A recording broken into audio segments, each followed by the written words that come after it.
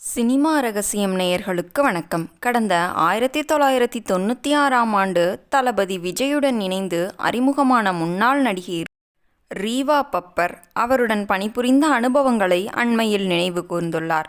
செல்வா திரைப்படத்தின் மூலம் ரீவா அறிமுகமானார். அந்த படத்தில் இலங்கை அதிபரின் மகளான காமினி என்ற கேரக்டரில் அவர் நடித்திருந்தார். விஜய் அவருக்கு பாதுகாவலராக நடித்திருந்தார்.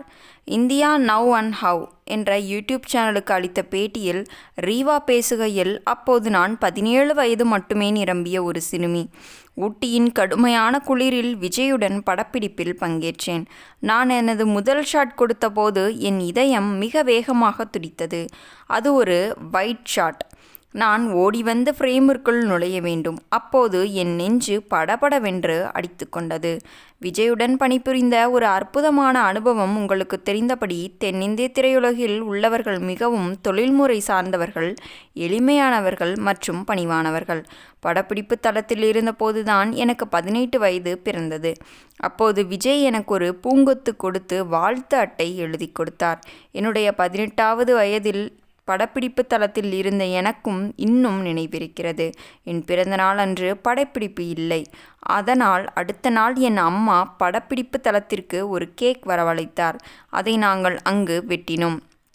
விஜய் என்னிடம் வந்து மிகவும் அன்பாக, "ஓ, நேற்று உங்கள் பிறந்த நாளா? இனிய பிறந்தநாள் வாழ்த்துக்கள்" என்று கூறினார். பின்னர் தன் ஓட்டுநரிடம் சொல்லி எனக்கு ஒரு பெரிய பூங்கொத்தை வரவழைத்து எனக்கு ஒரு வாழ்த்து அட்டை எழுதி கொடுத்தார். அந்த வாழ்த்து அட்டையை நான் பத்திரமாக வைத்திருந்தால் நன்றாக இருந்திருக்கும் என்று இப்போது தோன்றுகிறது. அது மிகவும் நெகிழ்ச்சியான தருணம் என்று அவர் நினைவு கூர்ந்தார்.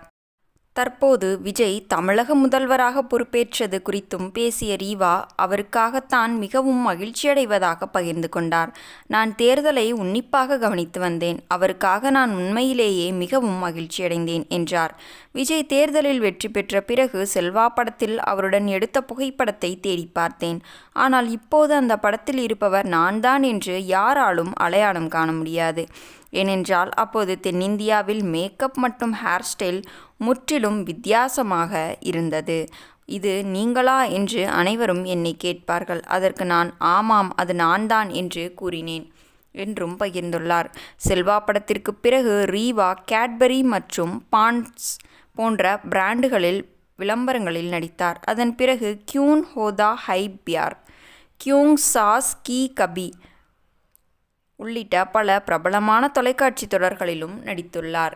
நேயர்களே, இந்த வீடியோ பிடித்திருந்தால் வீடியோவிற்கு ஒரு லைக் கொடுத்துவிட்டு நமது சினிமா ரகசியம் சேனலையும் சப்ஸ்கிரைப் செய்து கொள்ளுங்கள்.